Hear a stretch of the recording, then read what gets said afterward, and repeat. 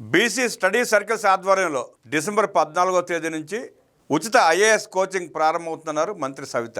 బడుగు బలహీన వర్గాల విద్యార్థులు ఉన్నత ఉద్యోగాలు సాధించాలన్న లక్ష్యంతో బీసీ స్టడీ సర్కిల్ ఆధ్వర్యంలో డిసెంబర్ 14వ తేదీ నుంచి ఉచిత సివిల్స్ ఇంటిగ్రేటెడ్ కోచింగ్ అందజేయనున్నట్టు బీసీ సంక్షేమ శాఖ మంత్రి సవిత వెల్లడించారు. విజయవాడలోని గొల్లపూడి బీసీ భవన్లో బీసీ సంక్షేమ శాఖ అధికారులతో మంత్రి సవిత సమీక్షా సమావేశం నిర్వహించారు.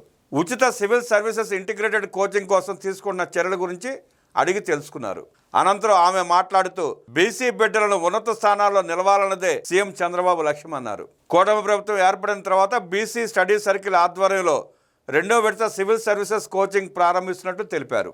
100 మంది అభ్యర్థులకు శిక్షణ ఇచ్చేలా గొల్లపూడి బీసీ భవన్లో ఏర్పాట్లు చేస్తున్నామన్నారు. ఆసక్తి కలిగిన అభ్యర్థుల నుంచి డిసెంబర్ 3వ తేదీ వరకు దరఖాస్తులు స్వీకరించనున్నామని, 7వ తేదీన అర్హత పరీక్ష నిర్వహిస్తామని తెలిపారు. 11వ తేదీన అర్హత పరీక్ష ఉత్తీర్ణత ఫలితాలు ప్రకటించి 14వ తేదీ నుంచి ఉచిత శిక్షణ ప్రారంభించినట్లు వెల్లడించారు.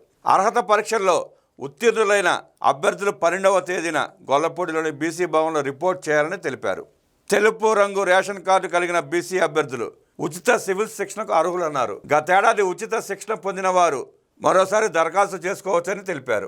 ఉచిత సివిల్స్ ఇంటిగ్రేటెడ్ కోచింగ్ హాజరయ్యే అభ్యర్థులకు ఉచిత భోజన వసతి సౌకర్యాలు కల్పించనున్నామన్నారు. స్త్రీ పురుషులకు వేరువేరుగా వసతి సౌకర్యాలు కల్పించినట్టు తెలిపారు.